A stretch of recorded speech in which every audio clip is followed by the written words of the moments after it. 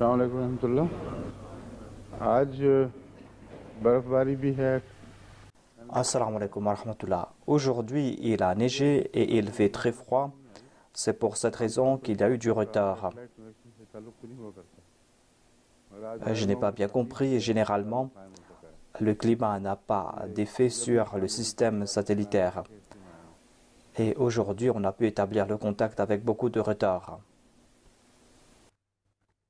أعوذ بالله من الشيطان الرجيم بسم الله الرحمن الرحيم وإن خفتم ألا تقسطوا في اليتامى فانكحوا ما طاب لكم من النساء مثنى وثلاث ورباع فإن خفتم ألا تعدلوا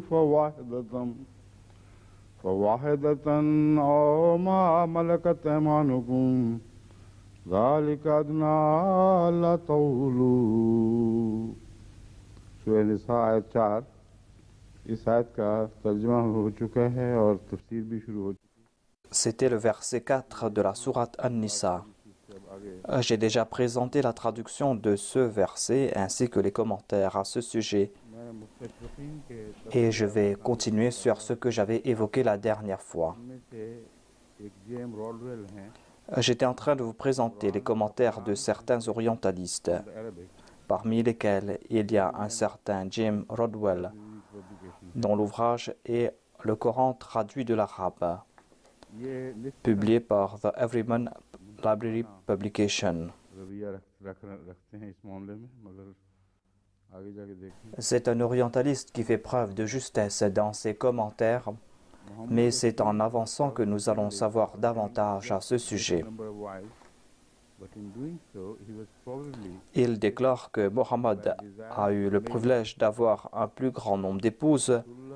Peut-être qu'il a été poussé par le désir d'avoir des enfants mâles. Ainsi donc, cet orientaliste déclare que le saint prophète Mohammed lui ne s'est pas limité à 4 épouses. La raison en est peut-être qu'il avait le désir d'avoir des fils. Voilà le point de vue présenté par cet orientaliste. Et il déclare que Khadija était sa seule épouse jusqu'à une période très tardive de sa carrière.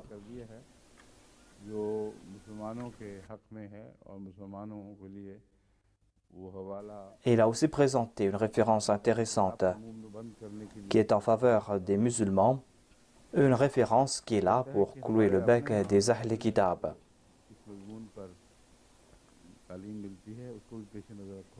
Il a déclaré que dans la Bible, on trouve un enseignement à ce sujet. Il déclare à ce sujet, un homme peut avoir beaucoup d'épouses, car Rabat a déclaré que c'est légal de sa part, s'il peut subvenir aux besoins de ses femmes. Néanmoins, l'homme sage a donné ce bon conseil, à savoir qu'un homme ne doit pas avoir plus de 4 épouses.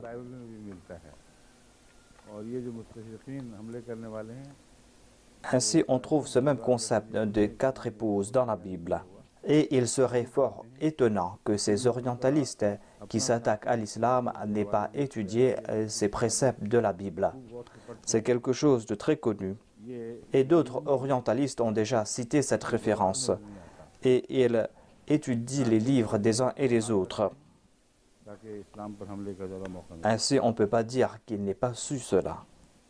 Certainement, il cache ces faits, afin qu'il puisse s'attaquer à l'islam. Ensuite, ils ont cité une référence en langue hébreu.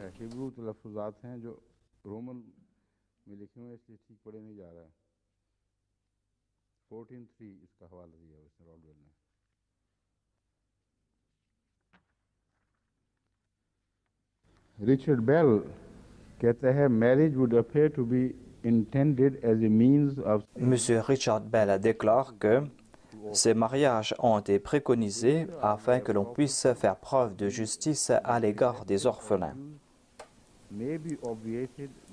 Il se peut que leurs biens soient négligés ou soient abusés par certains, et on pourra remédier à cette situation en se mariant aux veuves, c'est-à-dire aux mères des orphelins, ou en se mariant à l'orpheline elle-même. Dans ce cas, ce sera le devoir du mari que de s'occuper de ses biens de cet orphelin après le mariage. Et c'est pour cette raison qu'on a donné la permission de se marier jusqu'à 4 épouses.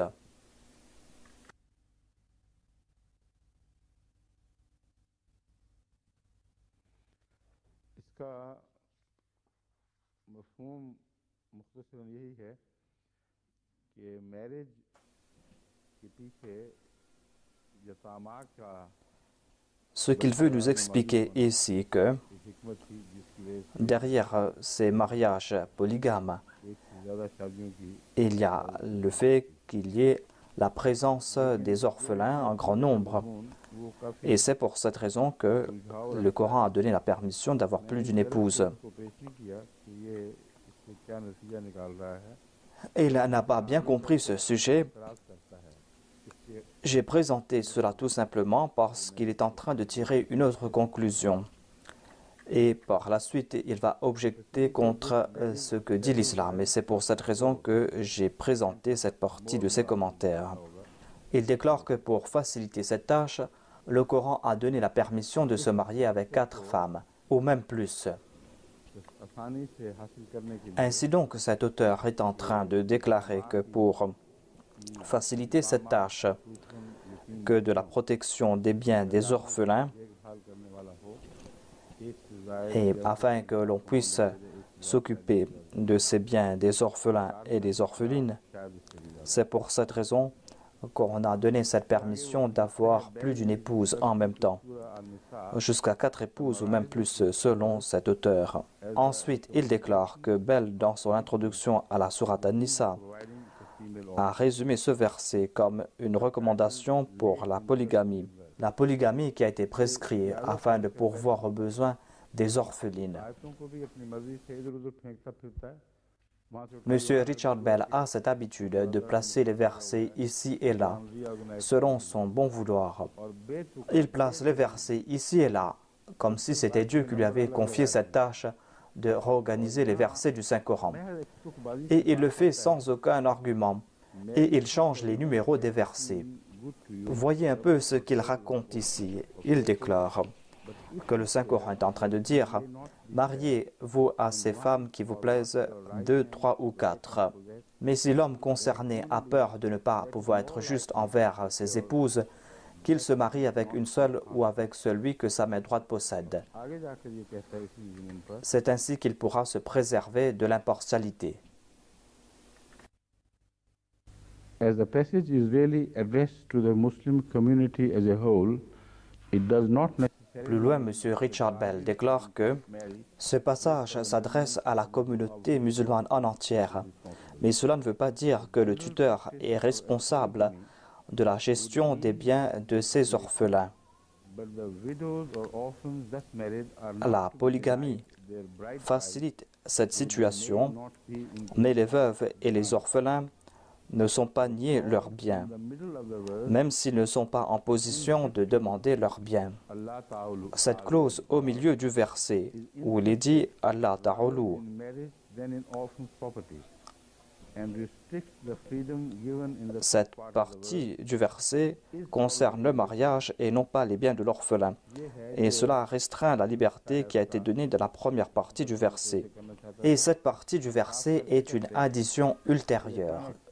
डंडी मारने पर आमादा हो जाता Voilà donc la partie vers laquelle je voulais attirer votre attention.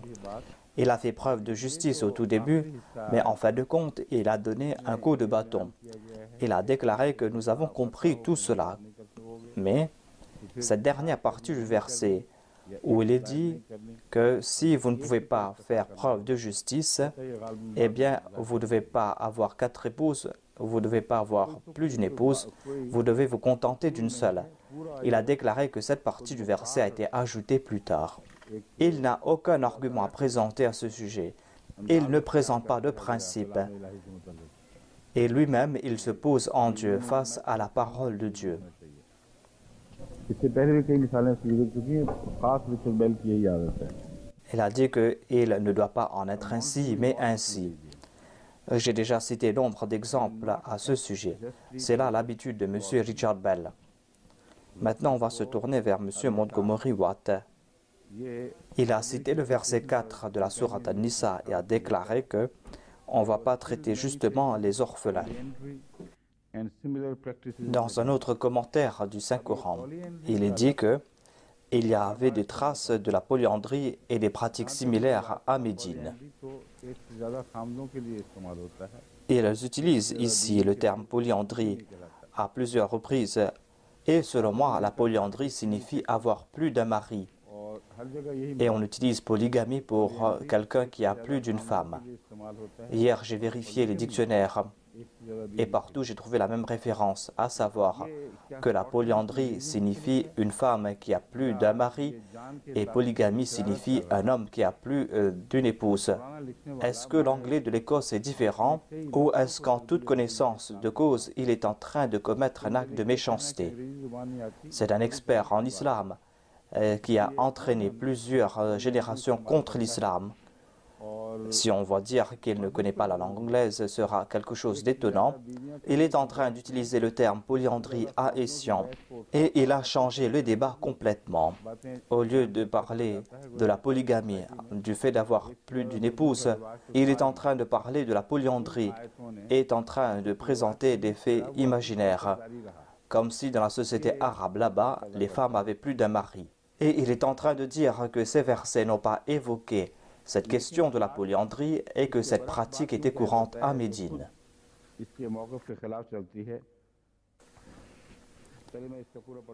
Mais il est en train de présenter un fait contraire qui va à l'encontre de son point de vue. Je le cite ici.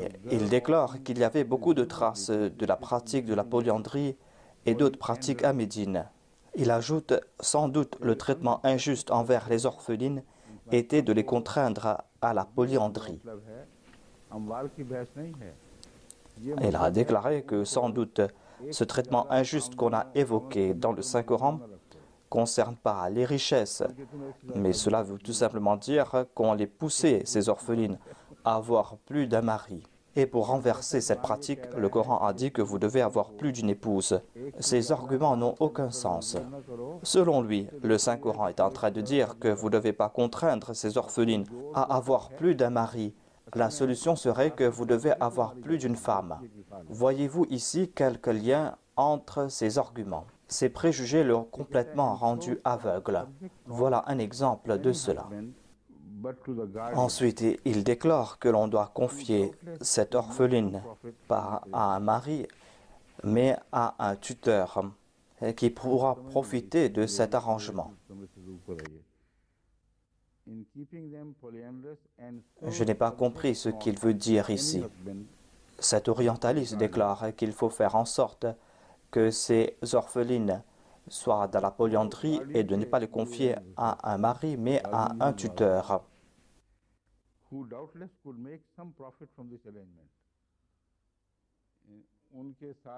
Le tuteur qui pourra profiter de cet arrangement. C'est-à-dire que le tuteur pourra profiter de cette orpheline en la poussant à commettre des actes infâmes. L'orientaliste déclare encore, ce passage a été révélé après la mort de nombreux musulmans mâles au cours de la bataille d'Uhud. S'il est question de la mort des musulmans mâles qui sont morts, eh bien pourquoi est-ce qu'on va promouvoir la polyandrie? Il est en train d'accepter ici que dans cette situation, il y avait un plus grand nombre de femmes et non pas d'hommes. C'est un écrit extraordinaire qu'aucune personne douée de bon sens ne peut comprendre. En tout cas, il y a un grand nombre de personnes illogiques dans le monde. Ensuite, Montgomery Watt déclare que certains musulmans modernes disent que puisqu'aucun homme ne peut être impartial envers toutes ses épouses, c'est pour cette raison que ce verset est en train de décrire la monogamie. C'est là un autre grand mensonge. C'est un grand érudit et on ne peut pas dire qu'il ne sait pas que les exégètes du passé aussi ont tiré la même conclusion. Il veut tout simplement nous faire croire que tous les exégètes du passé n'ont pas tiré cette conclusion. Il n'y a pas un seul qui ait tiré cette conclusion. C'est-à-dire que si vous ne pouvez pas être juste, eh bien vous devez vous marier avec une seule femme. Alors que tous ces exégètes du passé ont dit la même chose. Ainsi, il évoque l'époque moderne et présente les musulmans comme des apologétiques. Elle a déclaré que les musulmans modernes disent aujourd'hui que l'on peut tirer cette conclusion de ce verset, que puisque les hommes ne peuvent pas être justes et équitables envers leur épouse, c'est pour cette raison qu'il est dit que vous devez avoir une seule épouse. Voilà donc les mensonges de cet orientaliste, M. Montgomery Watt. Et il y a beaucoup de princes arabes qui viennent étudier l'islam chez lui.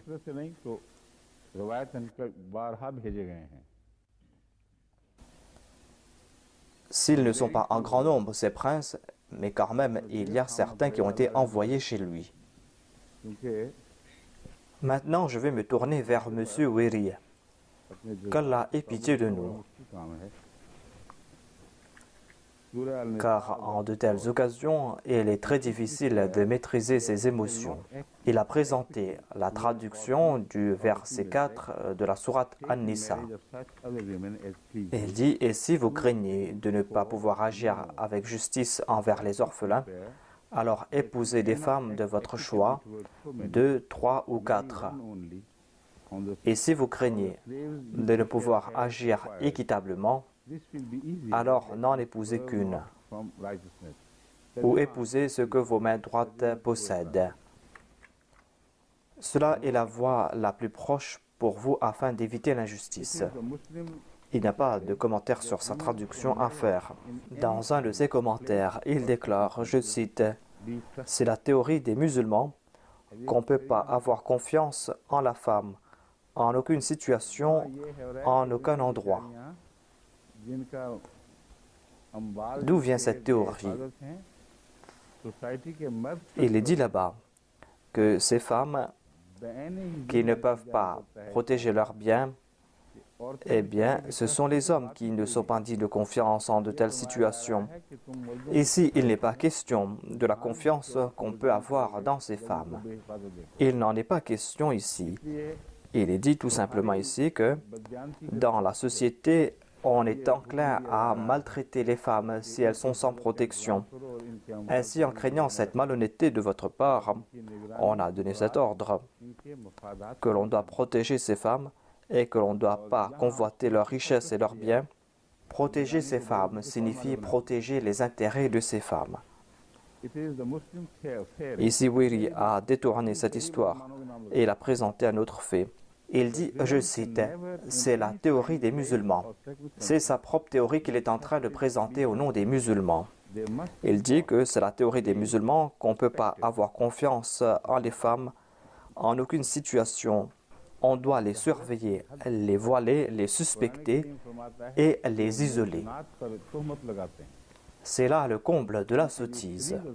Le Saint-Coran déclare que ceux qui calomnient les femmes pieuses, ces personnes méritent un châtiment des plus rigoureux.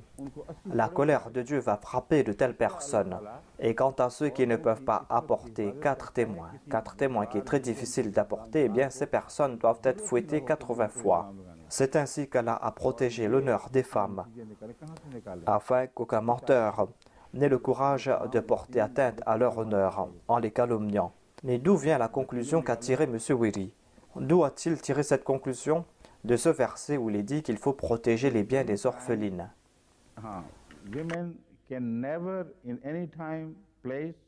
La conclusion qu'il a tirée est que on ne peut pas avoir confiance dans les femmes en aucune situation, en aucun endroit ou en aucune circonstance. Elles doivent être surveillées. Et le Saint-Coran nous dit, voilà, tajassasu.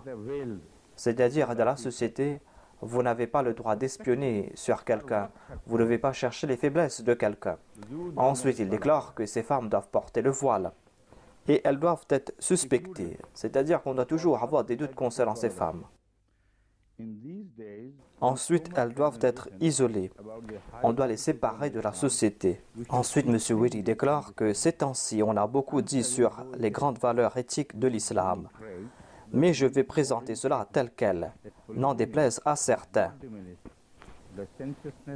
Je vais répéter le fait que la polygamie n'a pas amoindri l'ardeur sensuelle des musulmans.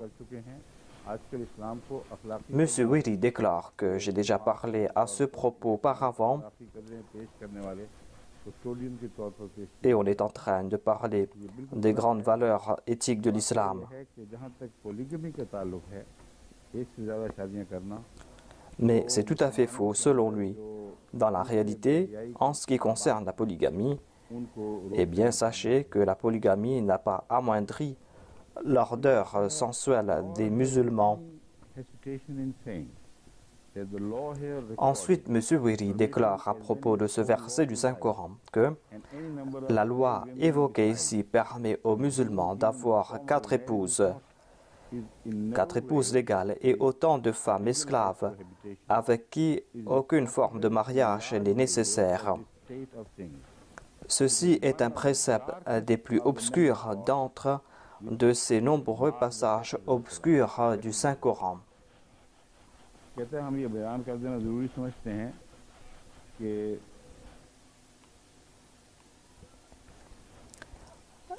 M. Wiri déclare donc qu'il est important de dire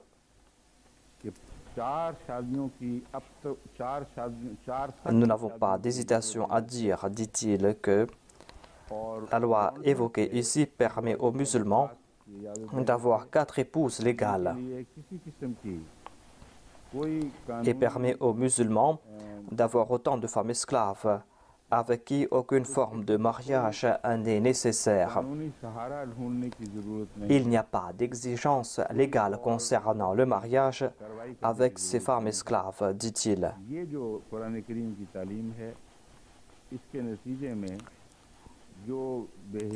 Et il ajoute que ce précepte du Saint-Coran est un précepte des plus obscurs du Saint-Coran.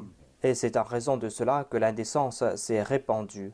Et selon lui, parmi ces nombreux passages obscurs du Saint-Coran, ce précepte est le plus obscur. Ensuite, M. Wiri déclare « Il n'est même pas nécessaire pour un musulman d'avoir une seule femme légale. » Il dit qu'on a évoqué dans ce passage du Saint-Coran le mariage. Mais selon lui, le musulman n'est même pas obligé d'avoir un mariage légal ou une épouse légale. Pourquoi cela? M. Wiri déclare que si un musulman pense qu'il ne peut pas être impartial envers toutes ses épouses, il peut prendre des femmes esclaves et les traiter comme bon il lui semble, et éviter la responsabilité de payer la dot pour une seule femme. S'il prend des femmes esclaves, eh bien, il n'aurait même pas la responsabilité de payer la dot pour une seule femme. Par cette pratique, donc, le musulman pourra éviter la dot, selon M. Wiri. S'il prend des femmes esclaves, eh bien, ce ne sera pas la peine pour lui d'avoir un mariage légal. C'est la méthode la plus facile. Et ce souk et M. Wiri ne sait même pas que cette dot qu'il est en train de condamner et qu'il pense être une taxe sur les musulmans, aujourd'hui aussi, on pense qu'on n'a qu'à payer 32 roupies comme dot. Et auparavant, on pouvait présenter une dot comme dot. C'est le comble de la sottise que de lier cela avec la dot. La dot est une méthode grâce auquel une personne, selon ses aptitudes, pourra soutenir sa femme. Afin que la femme ait quelque chose. Understanding के लिए क्या कहेंगे? अहमदिया जमात में जो इससे मफहूम समझा जाता है. Voilà comment on a compris cela au sein de la Jamaat Ahmadiyya. Et M. Montgomery Watt ignore cela complètement. Je vais présenter une différence à ce sujet et ensuite je vais répondre à cette attaque.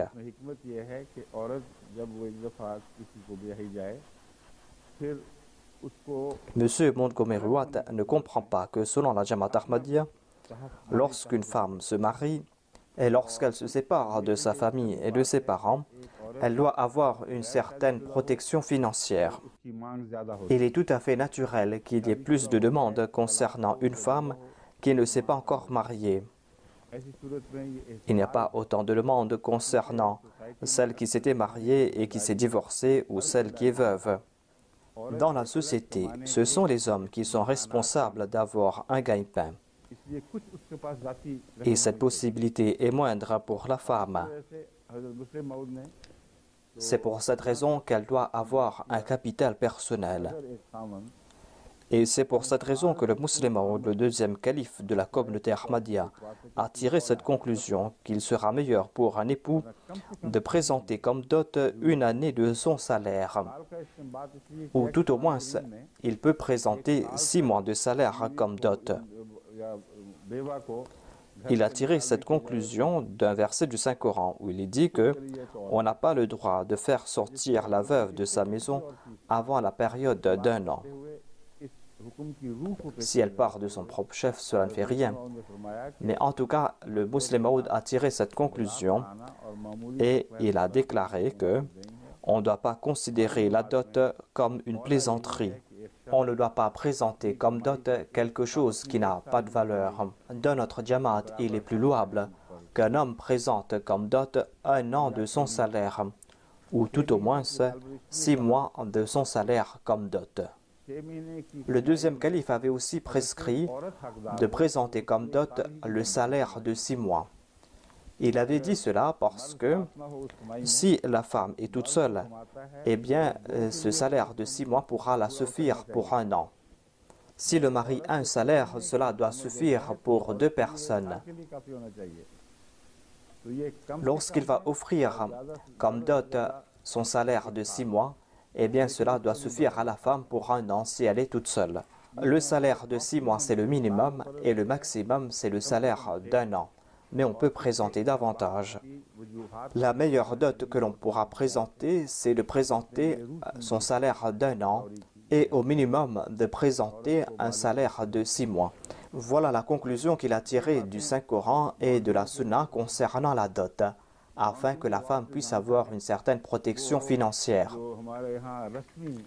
Monsieur Montgomery Watt ne connaissait pas cela. Monsieur Montgomery Watt ne connaît que ces musulmans qui pratiquent cet islam traditionnel, un islam qui a une relation avec le Moyen-Âge.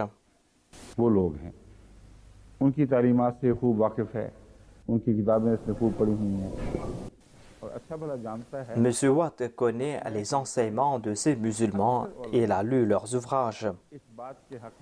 Et il sait très bien que la majorité des ulémas ont déclaré que l'on doit fixer la somme de la dot.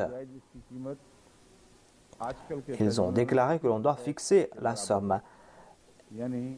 Et certains ont dit que l'on peut présenter la somme de 30 roupies selon la norme d'aujourd'hui, c'est-à-dire présenter environ 75 centimes.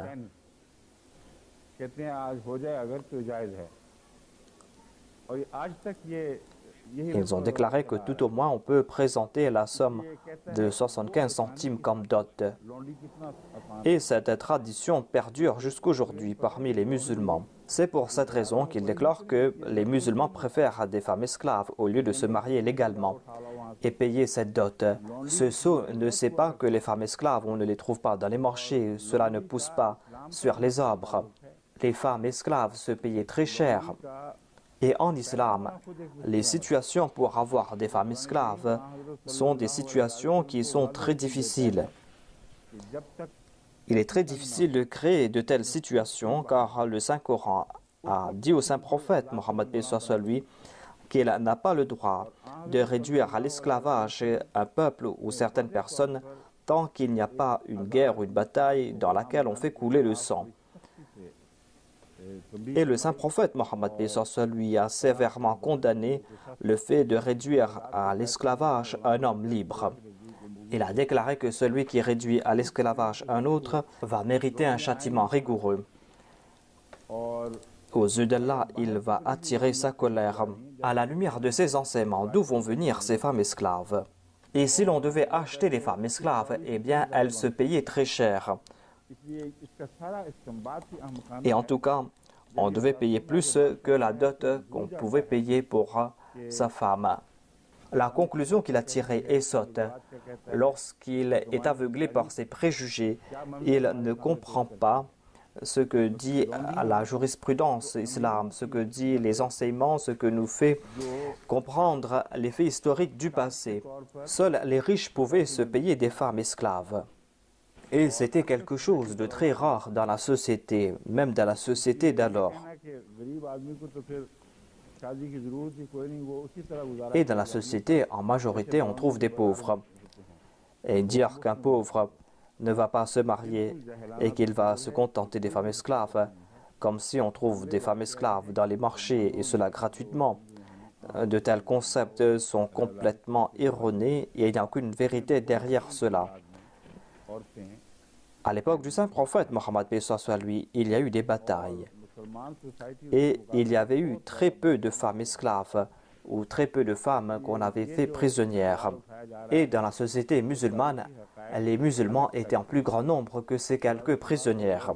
C'est pour cette raison que l'on doit étudier cette question à la lumière des faits historiques, à la lumière des chiffres concernant la population d'alors.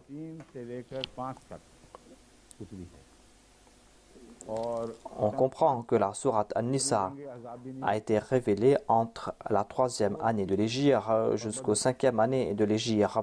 Avant la 5e année de l'Hégire, il n'y avait pas eu la bataille d'Al-Ahzab. Il y avait eu la bataille d'Uhud et de Badr. Et dites-moi, à Uhud et à Badr, combien de femmes ont été faites prisonnières par les musulmans? À Badr, ceux qui ont lancé ces attaques étaient à l'extérieur et il y avait certaines femmes qui chantaient des chansons, mais celles-ci avaient pris la fuite avant la bataille.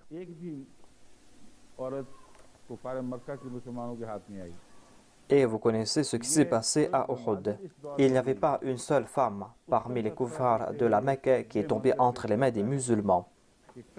Cette sourate a été révélée au cours de cette période et il est en train de commenter sur cela en disant qu'il y avait grand nombre de femmes esclaves à l'époque. Dans la réalité, les musulmans étaient au comble de la pauvreté et il y avait très peu de femmes.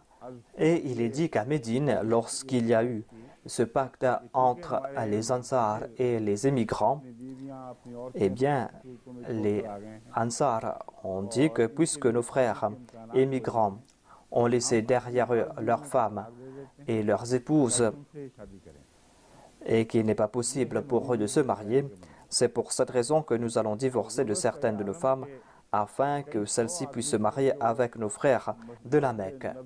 Voilà la société d'alors à Médine. Et la pauvreté était telle qu'il y avait des centaines de personnes qui habitaient dans la mosquée, des personnes qui n'avaient pas de gagne-pain. On n'allumait pas le feu de la maison du Saint-Prophète pendant plusieurs jours. Et on attendait qu'Allah envoie quelque chose afin qu'ils puissent assouvir leur faim. Voilà donc l'état de la pauvreté jusqu'à la bataille d'Ahzab. En raison de leur famine, les Sahaba avaient placé des pierres sur leur ventre et ces infâmes sont en train de les insulter. On ne peut pas présenter d'excuses ici en disant qu'ils ne connaissaient pas cela. Ils connaissent chaque page de cette histoire. Ils savent très bien dans quelle situation sont passés les musulmans. Mais quand même, ils ont recours au persiflage. Ils abandonnent cette période antérieure pour venir à cette période qui date de plusieurs centaines d'années après la révélation de ce verset, lorsqu'il y a eu des esclaves. Par la suite, il y a eu plusieurs batailles, par exemple avec la Perse, où il y a eu d'autres batailles dans d'autres pays. Et c'est là qu'il y a eu ce grand nombre d'esclaves. Ces non-musulmans ne considèrent pas le Coran comme la parole de Dieu, mais comme la parole de Mohammed. Si c'était la parole du saint prophète, comment est-ce qu'ils savaient qu'à la fin, il y aurait autant d'esclaves? Tout cela n'est qu'un amas de mensonges et de préjugés. Il n'y a aucune vérité derrière ces propos. Il déclare que ce n'est pas la peine de payer la dot pour une seule femme. Ensuite, il déclare que Mohammed ne s'est même pas limité à cette loi. Voyez chapitre 32 et verset 49. Il dit aussi que même le paradis de l'islam va perpétuer cette polygamie débridée. Pour cela, voyez le chapitre 4 et le verset 6. अब कहता है जन्नत को भी नहीं छोड़ रहा बेचारा। कहता है कि देखो ना ये इनको 4 बीवियों की शादियां Il n'a même pas abandonné le paradis.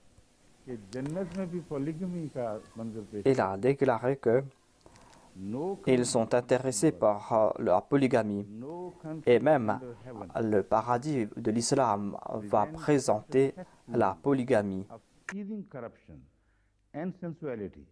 Ensuite, il déclare qu'aucun pays ne présente une pareille corruption et une telle sensualité, à l'instar de ces pays dirigés par les musulmans. कोई ऐसा मुल्क नहीं जो बेहयाई और बदकिरदारी Il déclare donc que sous la calotte du ciel, il n'y a pas un pays फान दिखा सके qui présente un tel exemple d'indécence et de sensualité. जिनको Un मुसलमानों pays qui est frappé par une telle tempête, à l'instar de ces pays qui sont dirigés par les musulmans. First place ये सेल है ये सेल ने भी इसी की तायद की है Sale aussi a soutenu ce qu'a dit M. Wiri.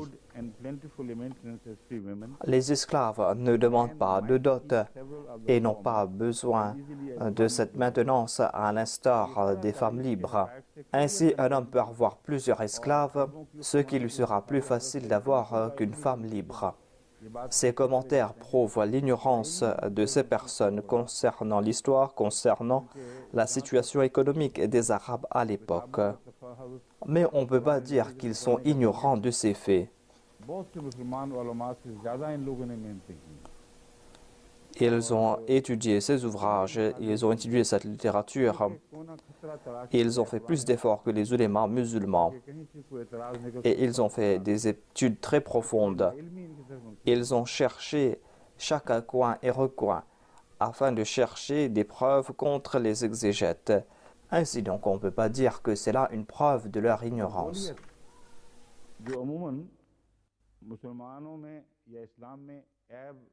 Il y a un autre orientaliste du nom de Margoliouth,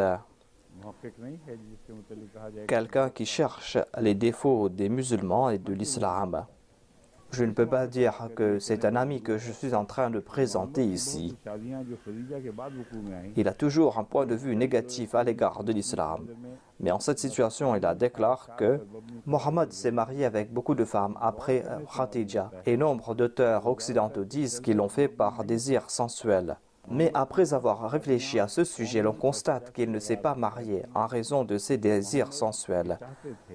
La plupart de ces mariages avaient un objectif social et politique, car Mohammed désirait, grâce à ces mariages, établir une relation d'amour avec ses compagnons et voulait renforcer leur relation avec certains d'entre eux. C'est pour cette raison qu'il s'était marié avec les filles d'Abu Bakr et d'Omar. Ainsi, il s'était marié avec les filles des anciens chefs ennemis et des chefs des peuples conquis pour des buts objectifs. Il s'était aussi marié pour avoir des enfants. C'était là un désir qu'il avait. C'était donc les commentaires de l'auteur Margoliouth. Maintenant, en ce qui concerne les mariages du saint prophète Mohammed, paix soit lui, je voudrais vous présenter quelques vérités, grâce auxquelles vous allez comprendre à quel point ces orientalistes ont lancé des attaques viles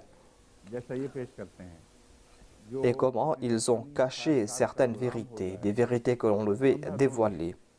On est en train de dire du saint prophète qu'il était esclave de ses désirs sensuels et qu'il était en train d'enfreindre les lois du Saint-Coran et qu'il désirait plus de femmes pour lui et moins de femmes pour les autres. Une telle personne, au cours de quelle période de sa vie sera-t-elle sous l'emprise de ses passions charnelles? Quand on commence à se rapprocher de la quarantaine, on commence à faiblir dans ses membres. 25 साल या 15 साल की थी, Et jusqu'à l'âge de 40 ans, le saint prophète Mohammed paix soit lui avait une seule épouse, वो 40 की थी और खदीजा रज़ी अल्लाह ताला अन्हा, une épouse qui était plus grande que lui de 15 ans. 50 साल Il avait 25 ans quand il s'était marié avec Khadija, qui avait à l'époque 40 ans. Et il était marié avec Khadija jusqu'à l'âge de 50 ans. उनका कोई वजूद Ainsi donc, jusqu'à l'âge de 50 ans, Na'udhu billah min dhalik, on ne voyait pas cette passion charnelle que ces orientalistes ont vue plus tard. औरत थे के साथ रहे जो Mohammad Pourquoi d'un seul coup, ces désirs charnels sont montés à la surface? Jusqu'à l'âge de 50 ans, il est resté avec cette femme qui était âgée. Et quand le saint prophète Mohammed sallallahu alayhi wa sallam avait 50 ans, Hadrat Khadija avait 65 ans. Voilà le concept de la volupté de ces orientalistes. L'ignorance doit avoir certaines limites, mais ils ne se sont pas fixés de limites dans ce domaine. Je dois aussi vous présenter l'âge de ces femmes avec lesquelles il s'était marié. पहुंचने के बाद जब हज़रत खदीजा रज़ी अल्लाह ताला अन्हा की वफ़ात होती है, Quand le saint prophète sallallahu alayhi wa sallam avait 50 ans, Hadrat Khadija est décédée. Et par la suite, le saint prophète s'est marié avec Hadrat Sauda. जैसे मैं बयान Elle était la seule épouse après Khadija. दूसरी शादी जो मदीने में हुई, Et comme je l'ai dit, le saint prophète Mohammed paix soit sur lui avait 50 ans. की उम्र उस वक्त Ensuite, l'autre mariage qui s'est fait à Médine fut avec Hadrat Aisha radiyallahu anha. Et on dit qu'elle avait entre 12 et 16 ans à l'époque. Et le saint prophète Mohammed sallallahu alayhi wa sallam avait 55 ans. और दूसरी शादियां जो भी हुई हैं 55 से 60 Ensuite, il s'est marié avec Hadrat Hafsa. Et tous les autres mariages du saint prophète ont eu lieu lorsqu'il avait entre 55 et 60 ans. मामूली जोश जवानी Entre l'âge de 55 et de 60 ans, d'où peut venir cette ardeur de jeunesse? नफ्स का गुलाम इंसान 50 बरस तक एक पर Certainement, leurs accusations sont infondées. Un homme qui est esclave de ses passions ne peut pas se contenter d'une seule femme jusqu'à l'âge de 50 ans. Et il ne peut pas être esclave de ses passions par la suite, après l'âge de 50 ans. Cela va à l'encontre de l'intelligence. Voilà donc la réalité des mariages du saint prophète Mohammed Mustafa sallallahu alayhi wa sallam. हकीकत में तरद्दुद महसूस न करता और हज़रत सल्लल्लाहु अलैहि वसल्लम के मुतालिक ये बात बड़ी वाज़ेह और खुली हुई Et comme le prouve l'histoire, la majorité des femmes du saint prophète Mohammed sallallahu alayhi wa sallam étaient des veuves. और गैर बेवा से बहुत Et il n'y avait que quelques-unes de ses épouses qui n'étaient pas des veuves. बेवा औरतों से शादी करने में जरूरी नहीं कि ये हिकमत हो कि शादी Et il y a plusieurs sagesses derrière cela. नतीजे में जो बेवा हुई La sagesse derrière cela n'est pas que l'on doit certainement se marier avec des veuves. अलैहि वसल्लम ने उक्त फरमाया Il s'est marié avec ces veuves dont les époux étaient tombés en martyrs sur le champ de bataille. शादी जिसमें औरत का पहले कभी कोई Et parmi toutes ces épouses, il n'y a qu'une seule qui était une vierge, c'est-à-dire quelqu'une qui n'était pas une veuve ou quelqu'une qui n'a pas été divorcée. C'était uniquement Hadrat Aisha. Na'udhu billah min dhalik. On est en train d'accuser le saint prophète Mohammed paix soit sur lui d'être l'esclave de ses passions charnelles. Mais sachez que Hadrat Sauda était une veuve. एक और ज़ैनब हैं एक Zainab Hadrat Hafsabi était veuve. Hadrat Zainab était aussi veuve. Il y a deux Zainab. थी जो बिन Il y a Zainab bin Jahash qui était divorcée de Zaïd. खुज़ैमा हैं Mais il y avait aussi une autre Zainab qui était la fille de Khuzayma. बेवा थी हज़रत ज़ैनब बिन जाश मुतल्लक़ा थी और Elle était elle aussi veuve. Salma était veuve. भी बेवा Zainab bin Jahash était divorcée. भी बेवा थी Hadrat Habiba était elle aussi veuve. वो जो आखिरी हैं Et Hadrat Maimouna était elle aussi veuve. वो क्यों नहीं आया Il y a Hadrat Safiya, mais on n'a pas de détails concernant elle. Pourquoi cela? हज़रत Safia Est-ce que c'est écrit quelque part? बेवा ही थी अच्छा, मेरा ख्याल था कि ये बेवा नहीं है Safia, elle aussi, était veuve.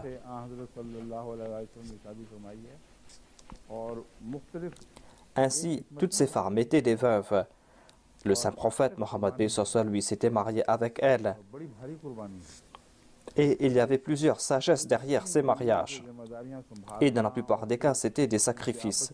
C'était un très grand sacrifice, car s'occuper de toutes ces femmes et établir ces relations entre elles, être juste et équitable entre elles, et subir ces différences entre ces femmes, cela s'est fait à plusieurs reprises. Et certainement, tout cela devait affecter le saint prophète Mohammed lui. Cela l'avait affecté à tel point que Dieu lui avait donné la permission de les divorcer toutes et de les laisser libres. Celui qui est esclave de ses passions, comment pourra-t-elle se séparer d'elle alors qu'il avait 60 ans? Et en sus de cela, le saint prophète Mohammed lui s'est mis en difficulté. Il a souffert au cours des batailles, il souffrait de la faim, de la soif et des affres de la vie. Cela est complètement différent. Ces infâmes, vicieux, ivrognes, ne peuvent-ils pas connaître le tempérament du saint prophète Mohammed lui? Est-ce qu'ils ne comprennent pas quelle était la nature même du saint prophète lui? Ces accusateurs du saint prophète Mohammed lui sont des fêtards. Ils sont assis ici et font ces propositions, à savoir que cela s'est passé ainsi, et na'udhu min dhalik, ce prophète est un prophète voluptueux. Je vais maintenant vous présenter quelques références des dires du Messie promis alayhi salam à ce sujet. Le Messie promis alayhi salam déclare que avant l'avènement de l'islam, dans la plupart des peuples, la polygamie avait atteint un tel point que certains avaient des centaines, voire des milliers de femmes. Et l'islam a limité le nombre d'épouses au sein d'un mariage polygame. L'islam n'a pas augmenté le nombre d'épouses. C'est là la gloire du Saint-Coran, une grâce du Saint-Coran, que le Coran a limité le nombre d'épouses au sein d'un mariage polygame. C'est un point très important qui a été présenté par le Messie premier alayhi salam. D'entre tous les livres célestes, c'est le Coran qui a limité le nombre d'épouses. On ne trouve pas mention de cela dans les autres ouvrages. Seul le Coran a mis cette restriction. Le Messie premier alayhi salam déclare que le Coran a limité le nombre de femmes au sein d'un mariage polygame. On trouve mention de ces prophètes des Hébreux et des Israélites. Avant d'aller plus loin, je veux vous présenter un point très important. Certains peuvent dire que le Messie avait préconisé la monogamie.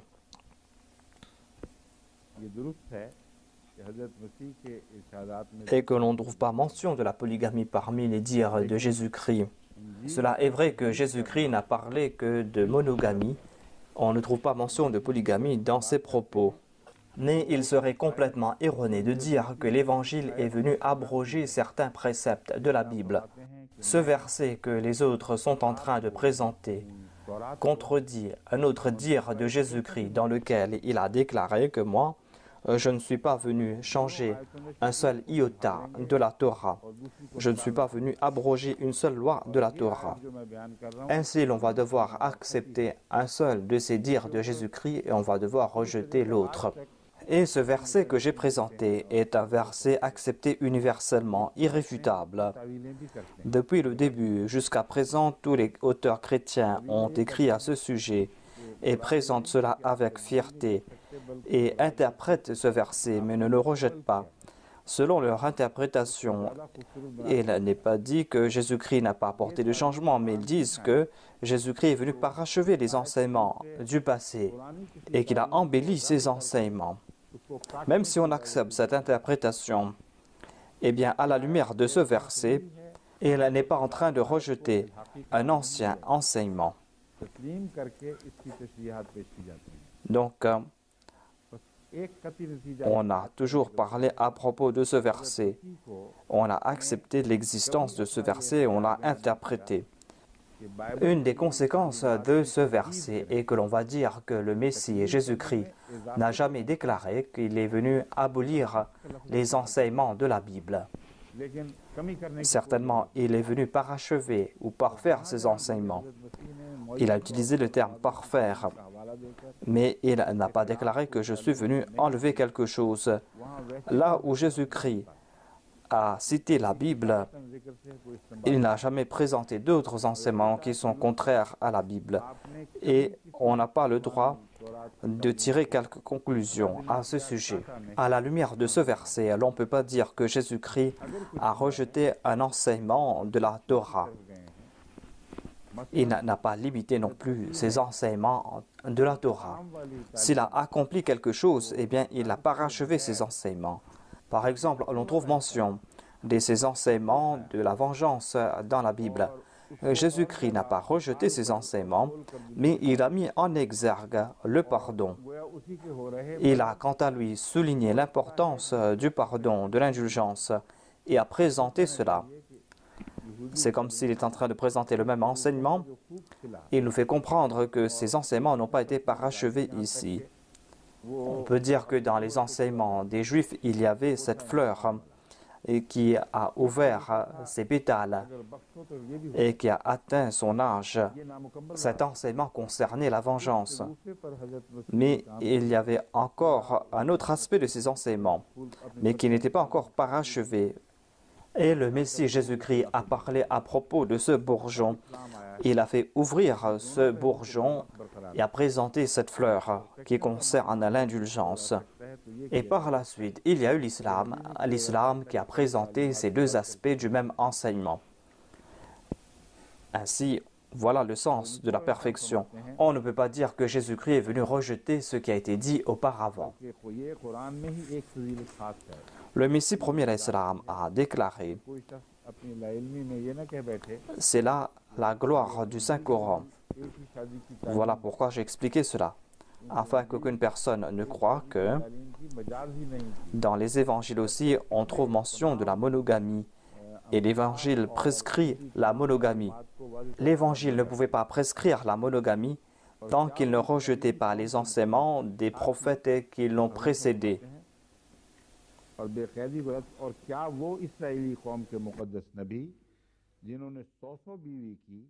Ensuite, le Messie premier l'Islam a déclaré « Il y a ces prophètes israélites qui avaient jusqu'à 100 épouses, certains avaient jusqu'à 700 épouses.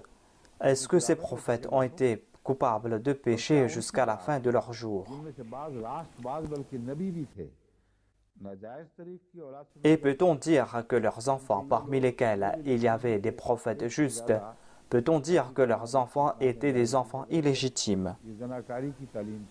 Ceux qui critiquent l'islam disent que l'enseignement de la polygamie préconisé par l'islam est en fait l'adultère.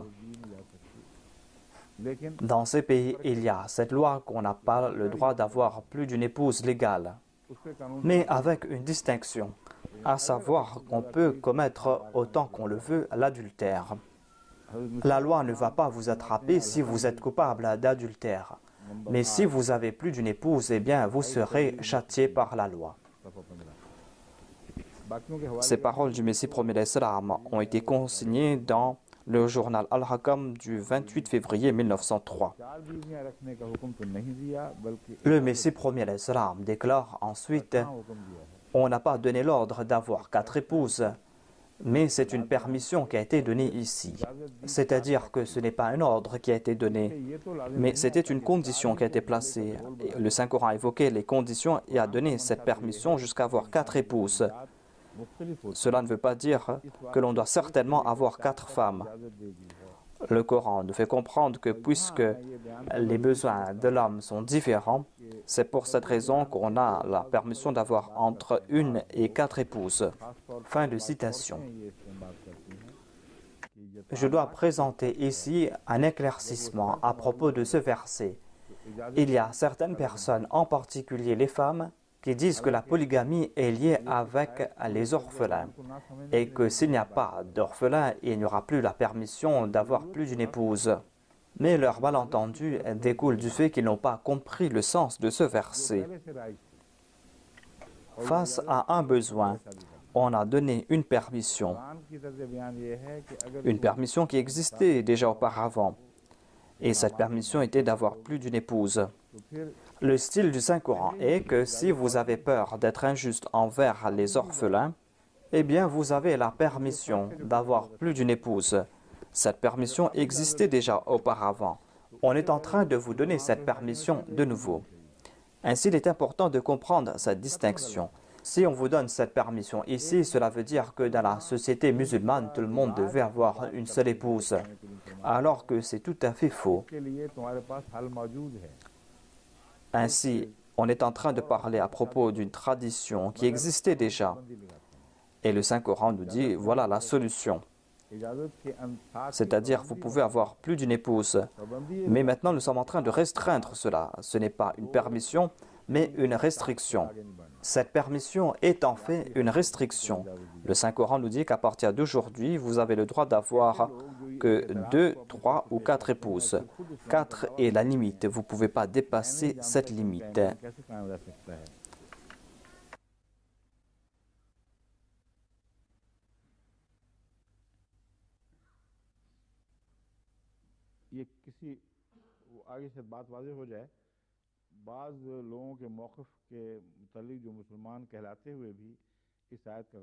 Il y a certains musulmans qui présentent des faits erronés concernant ce verset du Saint-Coran. Et le Messie premier l'Islam a déclaré que de telles personnes qui se disent musulmans doivent réfléchir sur leur foi. Ces personnes sont en train de critiquer l'islam. Ils ne comprennent pas quelles sont les choses qu'un légiste doit prendre en considération avant qu'il ne formule une loi. Le Messie promet l'islam est en train de parler de ces musulmans qui sont en train de critiquer la polygamie. Ils le font par manque de connaissances et ils ne comprennent pas quelles sont les exigences de la loi et quelle est la sagesse que le Saint-Coran a évoquée ici. Et ici, le Messie premier l'Islam n'a pas présenté comme condition le fait que l'on soit un orphelin. Le Messie premier l'Islam déclare: un légiste doit prendre en considération plusieurs points avant d'édicter une loi.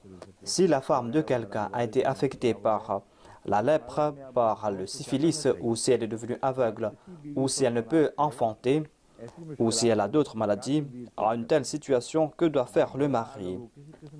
Est-ce qu'il doit se contenter de cette épouse? Quelle est la solution à présenter dans ce cas?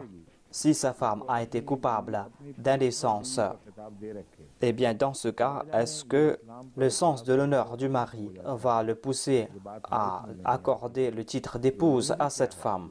Je ne comprends pas pourquoi est-ce que les gens deviennent aveugles lorsqu'ils s'attaquent à l'islam. Je ne comprends pas cela. Quelle est cette religion qui ne peut pas soutenir les besoins des hommes? Quelle est la solution présentée par le christianisme en de telles situations? La gloire de l'islam est telle que le Saint-Coran a présenté les solutions à tous les besoins des hommes. En raison de ces difficultés, même au Royaume-Uni, il y a la polygamie et il y a un nombre important de divorces.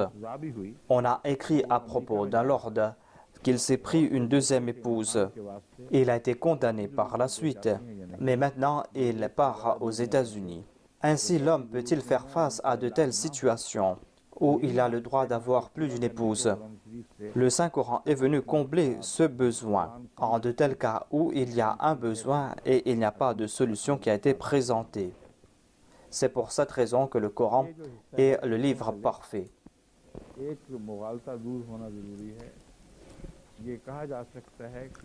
À la lumière de ce qu'a dit le Messie premier l'Islam, il est important de dissiper un malentendu. L'on peut dire que, selon les exemples présentés par le Messie premier l'Islam, l'on comprend qu'on peut avoir une deuxième épouse, mais on ne comprend pas comment peut-on avoir 3 et 4 épouses. Ainsi donc, la permission d'avoir plus d'une épouse devait s'arrêter à la deuxième épouse. Le Messie premier l'Islam a présenté quelques cas exceptionnels. Et cela permet jusqu'à 2 épouses dans de telles situations.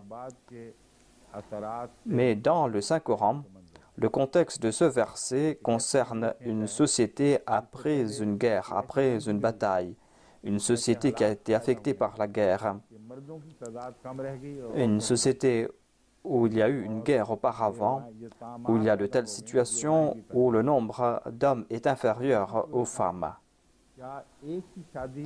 Dans une société où il y a aussi des veuves et des orphelins en grand nombre. Dans de telles situations, est-ce qu'on doit se contenter d'un deuxième mariage? Est-ce qu'on doit se contenter d'un deuxième mariage dans de telles sociétés? Alors que pour avoir une deuxième épouse, il faut avoir aussi les moyens financiers. Et la plupart des gens n'ont pas ces moyens. Il n'est pas question uniquement de permission, mais il est aussi question de moyens financiers qui a été évoqué. Il est dit que si vous serez injuste envers vos épouses, ou bien si votre nature est telle que vous serez injuste, eh bien vous devez vous contenter d'une seule épouse. Ainsi, ce verset a présenté toutes les possibilités. Et le Messie promet l'Islam a répondu à ces musulmans qui critiquent ces enseignements, ces musulmans qui disent que la polygamie ne doit pas exister. Le Messie promet l'Islam a déclaré que vous devez comprendre ses besoins personnels. Et ce verset a présenté un besoin qui concerne la société et la nation.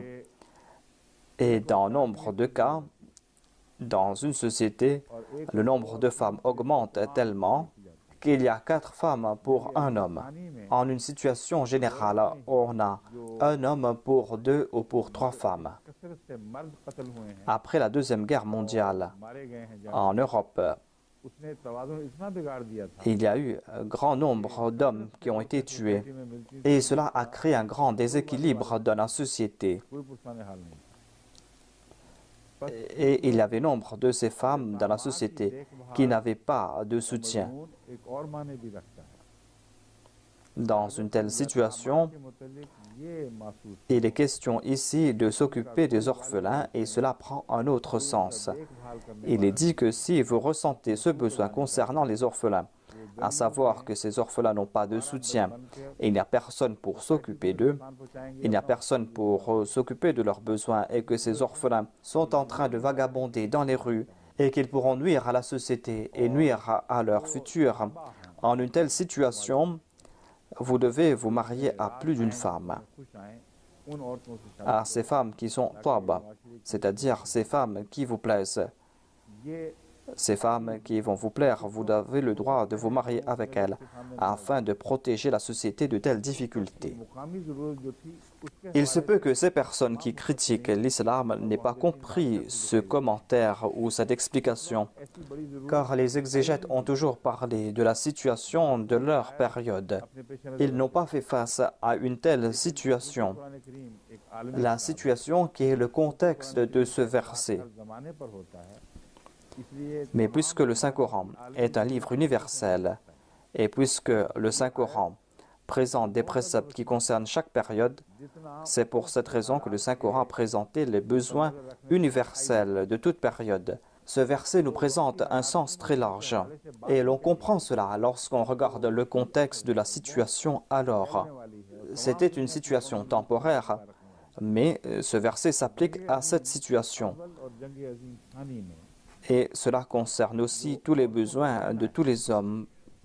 Ainsi, au cours de la Première et au cours de la Deuxième Guerre mondiale, il y a eu le nombre de femmes qui a pris de l'ampleur. Et l'interdiction d'avoir plus d'une épouse a causé grand tort à la société occidentale.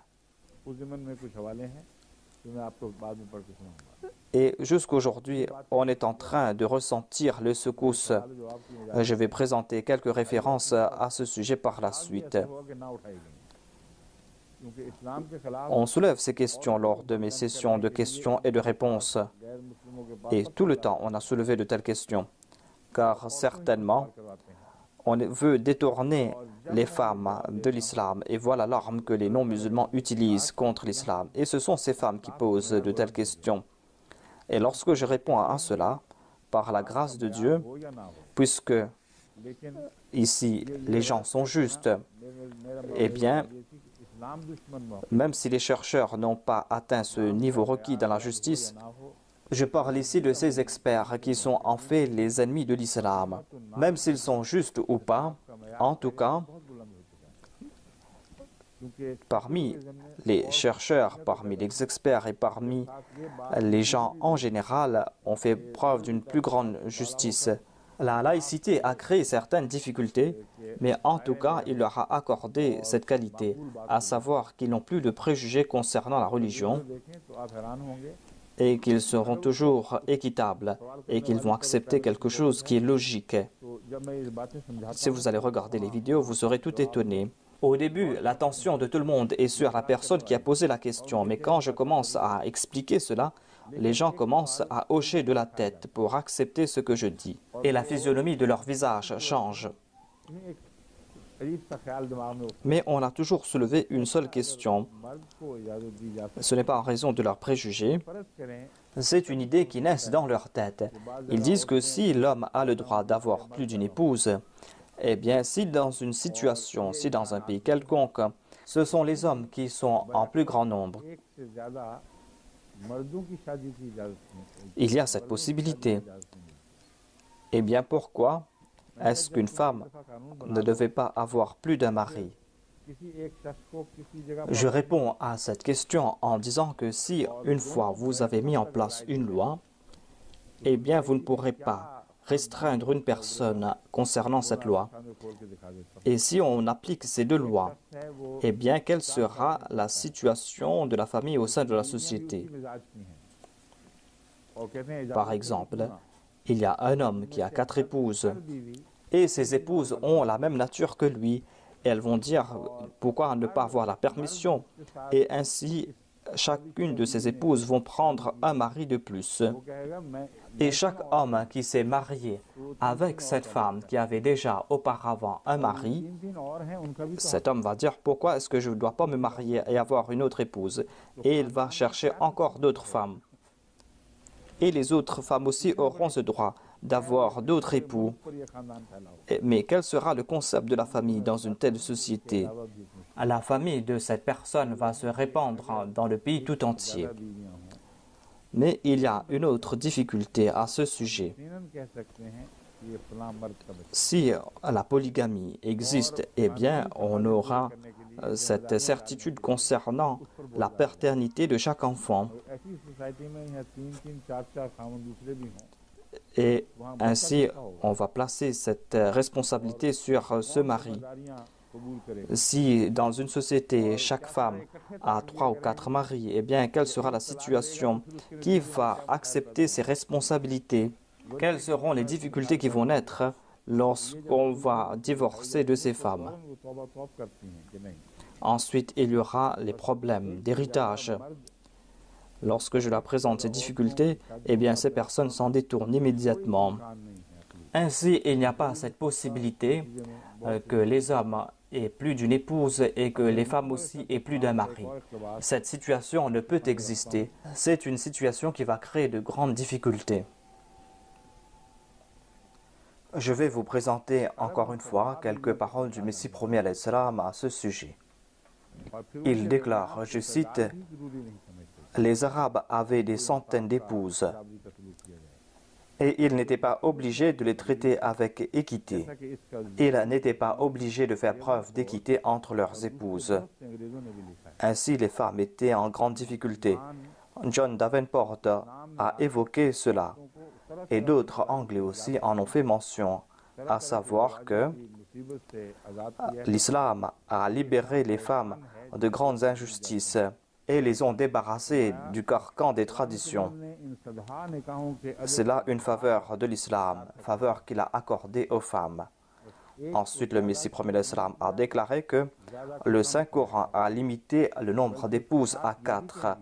Ainsi, le Saint-Coran n'a pas augmenté le nombre d'épouses, au contraire, il a diminué le nombre d'épouses que l'on peut prendre. Et le Saint-Coran s'est déclaré « Fa-in khiftum alla ta'dilu fa-wahida » c'est-à-dire que si vous ne pouvez pas être juste envers ces femmes, eh bien contentez-vous d'une seule. Si on regarde la situation à l'époque de la révélation du Saint-Coran, on va comprendre qu'à l'époque, la polygamie n'avait pas de limite et on traitait injustement les femmes. Face à cette situation, l'on va devoir accepter que certainement le Saint-Coran a accordé une grande faveur au monde en mettant fin à toutes ces injustices. Mais la loi de la nature est telle que dans certains cas, un homme désire avoir des enfants, mais sa femme est stérile, ou que sa femme est malade en permanence, ou que sa femme a une telle maladie qu'ils ne peuvent pas avoir des relations conjugales. Et des fois, de telles maladies durent plusieurs dizaines d'années. Et dans certains cas, certaines femmes vieillissent rapidement. Dans certains cas, quant à ces femmes qui se sont mariées tardivement, l'on constate qu'elles vieillissent plus rapidement que ces femmes qui se marient plus jeunes. हाँ फरमाया ये सब फितरतन दूसरी बीवी की जरूरत पड़ती है. En de telles situations, tout naturellement, l'on va devoir prendre une autre épouse. Dans certains cas, certaines femmes tombent enceintes rapidement et c'est pour cette raison que ces femmes perdent leur force et leur vigueur, alors que leurs maris sont pleins de vigueur et qu'il est dans le besoin. En de telles situations, tout naturellement, on a le droit de prendre une autre épouse. C'est pour cette raison qu'on a donné cette permission d'avoir plus d'une épouse et on a aussi placé la condition que l'on doit être équitable envers ses épouses. C'était là les paroles du Messie premier l'Islam. Et il nous fait comprendre que dans la plupart des cas, ce verset a trait à des besoins personnels de certaines personnes. Et lorsqu'on est dans le besoin de prendre une autre épouse, eh bien cela doit s'arrêter là. Mais si quelqu'un veut faire davantage, eh bien il doit toujours avoir en tête cette condition, en disant qu'il doit faire preuve de justice. S'il ne va pas s'acquitter de ses devoirs envers ses épouses, s'il ne pourra pas être équitable envers elles, eh bien, il n'a pas le droit de prendre plus d'une ou de deux épouses. Le Messie premier alayhi salam a expliqué ces situations qui ont trait à des cas personnels. Car les besoins de chacun sont différents, leurs responsabilités sont différentes et les demandes, les conditions sont différentes. Tous les hommes ne sont pas égaux. Tout comme dans la chimie, chaque élément a sa valence. Certains éléments chimiques peuvent interagir avec d'autres éléments. D'autres éléments chimiques peuvent entrer en contact avec un deuxième, un troisième ou un quatrième élément. De même, Dieu a créé des hommes de nature différente et leurs capacités sont plus ou moins.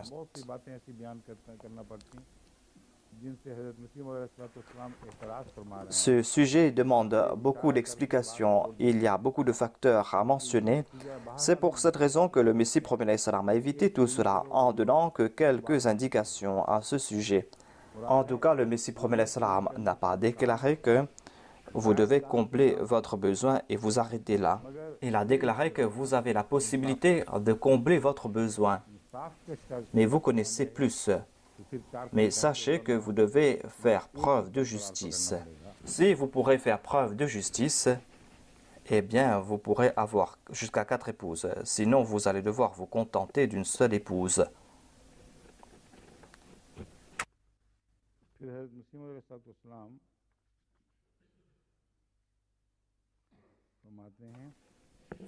Ensuite, le Messie premier alayhi salam a déclaré: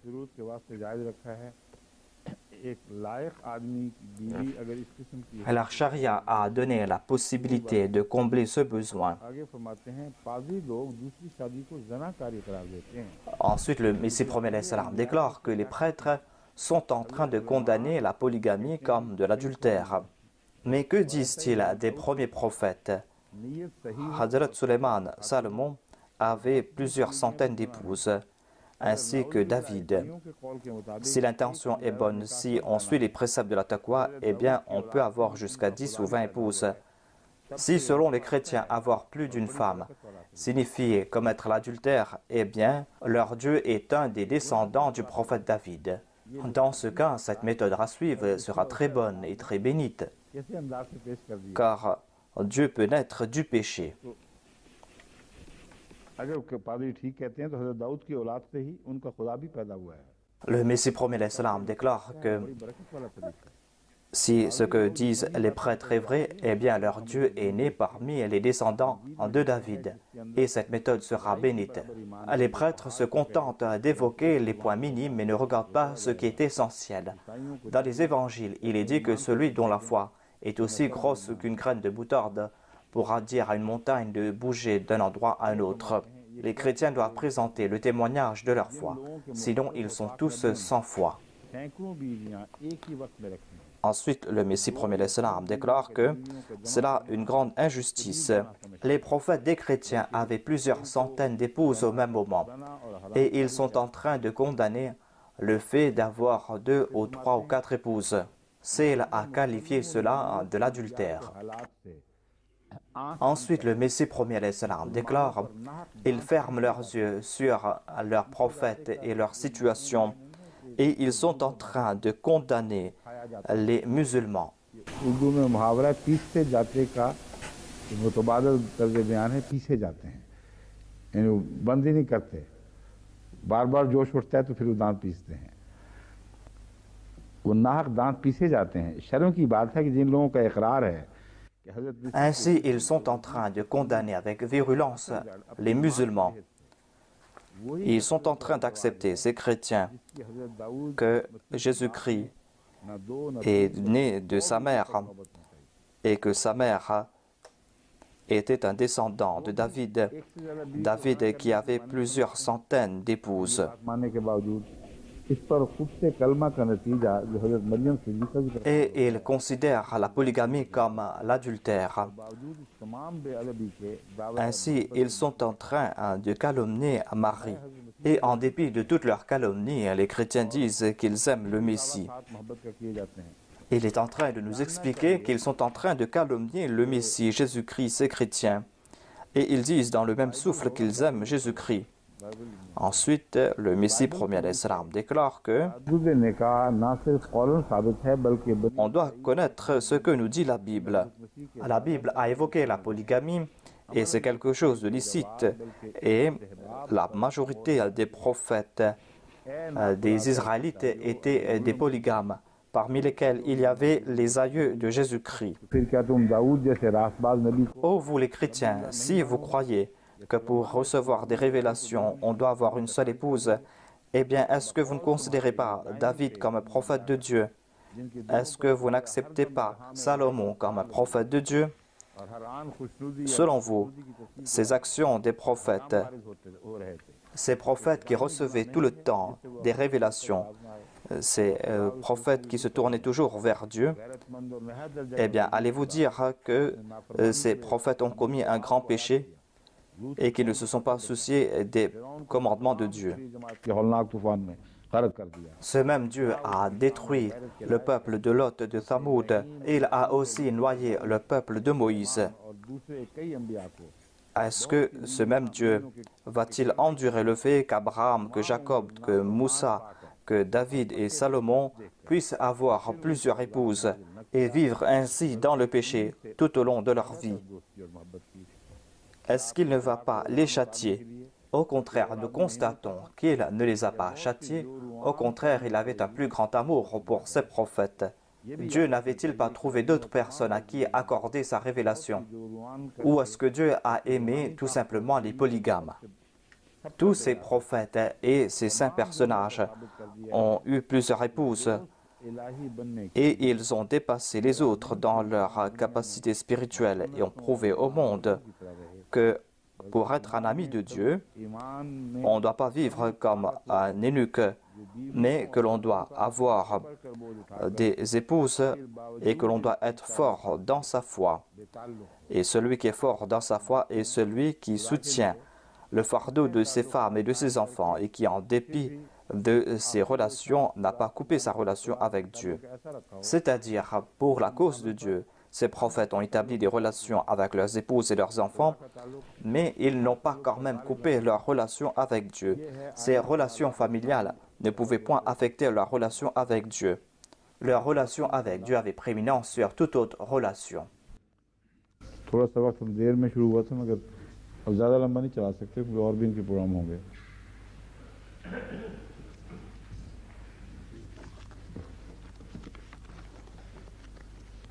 अच्छा अस्सलाम वालेकुम ये उठा के